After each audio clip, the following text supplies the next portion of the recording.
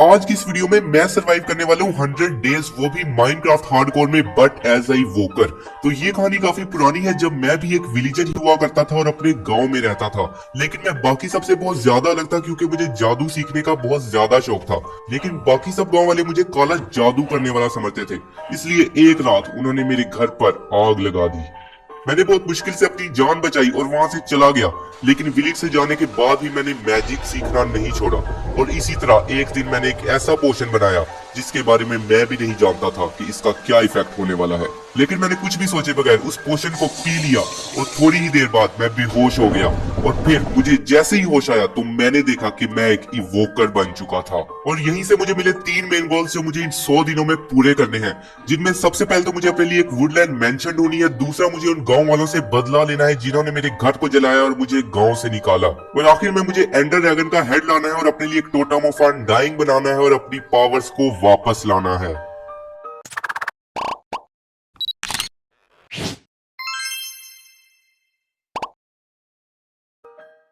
तो डे 1 को सबसे पहले तो मैंने वुड तोड़ना स्टार्ट कर दिया और फिर मैंने अपने लिए क्राफ्टिंग टेबल बनाया और एक वुडन पिकेक्स बनाई।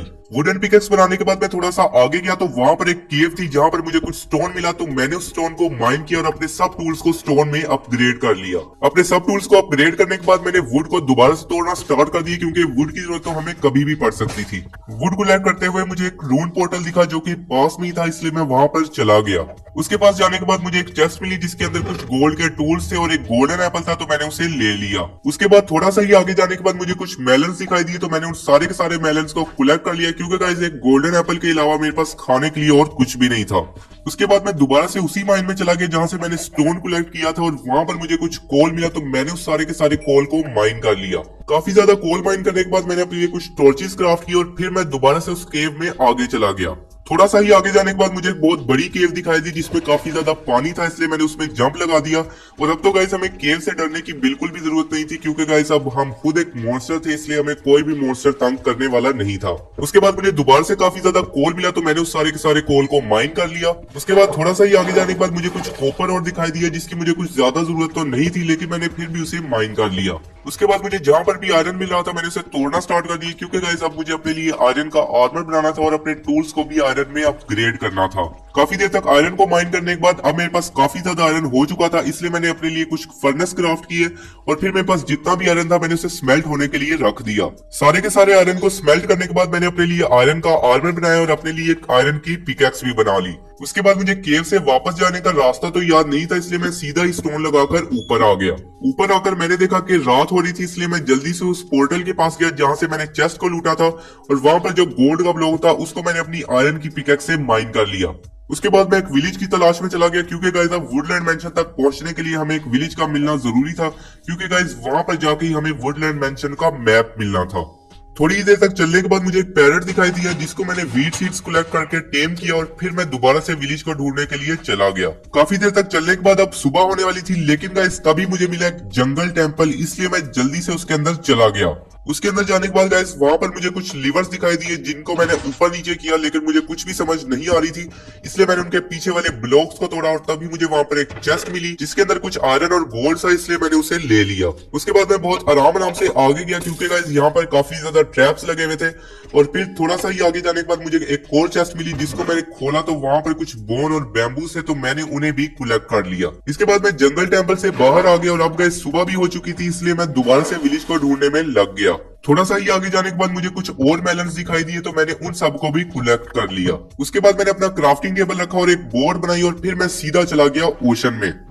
काफी देर तक बोट चलाने के बाद अब गाइस रात होने वाली थी, लेकिन गाइस तभी मुझे मिल चुका था एक विलेज जो कि इस ओशन के किनारे पर ही था, इसलिए मैं जल्दी से उस विलेज के अंदर चला गया। उसके बाद मैं एक विलेजर के घर में गया और मैंने देखा कि वो मुझे देखते ही डर कर भाग गया और फिर मैं उसके बेड पर सो गया।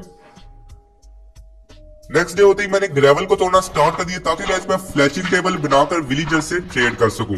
काफी ज्यादा फ्लीट जमा करने के बाद मैंने कुछ फ्लैचिंग टेबल्स बनाए और फिर मुझे कुछ हे बेल मिली, तो मैंने एक होए बनाकर इसे तोड़ना स्टार्ट कर दिया। उसके बाद मैंने रात होने का इंतजार किया ताकि सब विलेजर्स अपने घरों में चले जाएं और मैं इन सबको इनके घरों में बंद कर दूं।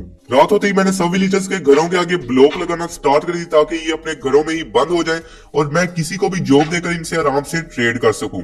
उसके बाद मैंने नेक्स्ट डे होती है एक विलेजर को फ्लेचर बनाया और अब ये मेरे से स्टिक्स के बदले एमरल्ड की ट्रेडिंग कर रहा था, लेकिन मैं अभी स्टिक्स नहीं बना सकता था क्योंकि मेरी इन्वेंट्री बिल्कुल फुल हो रही थी। इसलिए मैंने अपने सारे फालतू सामान को इसी की चेस्ट में स्टोर करवा दिया। उसके बाद मैंने थोड़ी सी स्टिक्स बनाई और इससे ट्रेडिंग करना स्टार्ट कर दी, लेकिन गाइस इसने मुझे सिर्फ 2 ही एमरल्ड दिए क्योंकि गाइस मेरे पास स्टिक्स काफी ज्यादा कम थी। इसलिए मैंने दोबारा से वुड को कलेक्ट करना स्टार्ट कर दिया। वुड कलेक्ट करते हुए मुझे एक वार्निंग ट्रेडर दिखा जिसके पास मैं गया, लेकिन ये मुझे कोई भी अच्छी ट्रेड नहीं दे रहा था, इसलिए मैंने इसे मार दिया। थोड़ी देर बाद मुझे एक कार्टोग्राफर दिखा जिसके पास मैं गया और ये मेरे से पेपर्स के बदले ट्रेडिंग कर रहा था, लेकिन मैं इसे पेपर्स तो लाकर दे ही नहीं सकता था क्योंकि पेपर्स को लाने में काफी ज्यादा टाइम लग सकता था। इसलिए मैंने दोबारा से वुड कलेक्ट करना स्टार्ट कर दी ताकि मैं काफी ज्यादा एमरल्ड्स जमा करके इसका लेवल अपग्रेड कर सकूं। काफी देर तक वुड तोड़ने के बाद अब रात हो रही थी, इसलिए मैं विलेज में वापस आ गया और आकर सो गया। नेक्स्ट डे होते ही मैं उसी विलेजर के पास गया जिसको मैंने फ्लेचर बनाया था और फिर मेरे पास जितनी भी वुड थी मैंने उसे स्टिक्स क्राफ्ट की और फिर मैंने उससे ट्रेडिंग करना स्टार्ट कर दी। काफी ज्यादा ट्रेडिंग करने के बाद अब गाइस ये मेरे साथ और ट्रेडिंग नहीं कर रहा था, इसलिए मैं एक और फ्लेचर के पास गया और उसके साथ मैं ट्रेडिंग करना स्टार्ट कर दी। लेकिन गाइस अब मेरे पास और ज्यादा स्टिक्स नहीं थी जिससे मैं इससे ट्रेड कर सकूं, इसलिए मैंने अपने लिए एक आयरन का एक्स बनाया और फिर मैंने दोबारा से वुड कलेक्ट करना स्टार्ट कर दी। काफी देर तक वुड कलेक्ट करने के बाद अब गाइस मेरा एक्स भी टूट चुका था और रात भी हो रही थी, इसलिए मैं वापस आ गया। नेक्स्ट डे होते ही मैं दोबारा से अपने फ्लेचर के पास गया और फिर मेरे पास जितने भी प्लैंक्स थे मैंने उससे स्टिक्स बनाई और फिर मैंने उससे दोबारा से ट्रेडिंग करना स्टार्ट कर दी। काफी ज्यादा ट्रेडिंग करने के बाद अब ये फ्लेचर मेरे से और ट्रेडिंग नहीं कर रहा था, इसलिए मैं अपने दूसरे फ्लेचर के पास गया और उससे मैंने ट्रेडिंग करना स्टार्ट कर दी। काफी देर तक ट्रेडिंग करने के बाद अब मेरे पास काफी ज्यादा एमरल्ड्स हो चुके थे, इसलिए मैं अपने कार्टोग्राफर के पास गया और फिर मैंने उससे ट्रेडिंग करना स्टार्ट कर दी और देखते ही देखते मेरे एमरल्ड खत्म होते गए और उसका लेवल तो अपग्रेड हुआ ही नहीं। इसका मतलब था कि मुझे और ज्यादा एमरल्ड्स की जरूरत है, इसलिए मैंने दोबारा से अपने लिए एक आयरन का एक्स बनाया और फिर से वुड को कलेक्ट करना स्टार्ट कर दिया। काफी ज्यादा वुड कलेक्ट करने के बाद अब मैं दोबारा से अपने फ्लेचर के पास आया और फिर मैंने इससे दोबारा से ट्रेडिंग करना स्टार्ट कर दी और फिर इसकी ट्रेडिंग जैसे ही खत्म हुई तो फिर मैं अपने दूसरे फ्लेचर के पास गया और फिर मैंने उससे ट्रेडिंग करना स्टार्ट कर दी। काफी देर तक इन सबसे ट्रेडिंग करने के बाद मेरे पास स्टिक्स खत्म हो चुकी थी, इसलिए मैंने दोबारा से वुड को तोड़ना स्टार्ट कर दिया। उसके बाद मैंने दोबारा से फ्लेचर से ट्रेडिंग करना स्टार्ट किया और इससे काफी ज्यादा एमरल्ड्स लिए, लेकिन गाइस अब मुझे पता चल चुका था कि अगर मैं इसी तरह ट्रेडिंग करता रहा तो काफी ज्यादा देर हो जाएगी और मैं कार्टोग्राफर को बिल्कुल भी अपग्रेड नहीं कर पाऊंगा। इसलिए मैंने सैंड को कलेक्ट करना स्टार्ट कर दिया ताकि मैं इससे ग्लास पेन बनाकर अपने कार्टोग्राफर का लेवल अपग्रेड कर सकूं।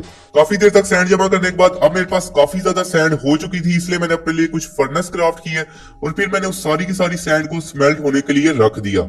उसके बाद नेक्स्ट डे होते ही मेरे पास जितना भी ग्लास था मैंने उसे क्राफ्टिंग टेबल पर रखा और काफी ज्यादा ग्लास पेन्स बनाई। उसके बाद मैंने कार्टोग्राफर से ट्रेडिंग करना स्टार्ट कर दी और देखते ही देखते उसका लेवल अपग्रेड हुआ। मैंने उससे वुडलैंड मैंशन का मैप लिया और अब मुझे इस कार्टोग्राफर की कोई भी जरूरत नहीं थी, इसलिए मैंने इसे बहुत बेदर्दी से मार दिया। अब गाइस मेरे पास वुडलैंड मैंशन का मैप आ चुका था, इसलिए मैंने उसे अपने हाथ में लिया और उसे देखते देखते ही मैं चला गया वुडलैंड मैंशन को ढूंढने के लिए। काफी देर तक चलने के बाद अब गाइस रात हो चुकी थी और तभी मुझे एक काफी ज्यादा बड़ी केव दिखाई दी जिसके अंदर मैं गया और वहां पर एक माइन शाफ्ट थी, इसलिए मैंने उस माइन शाफ्ट को एक्सप्लोर करना स्टार्ट कर दिया।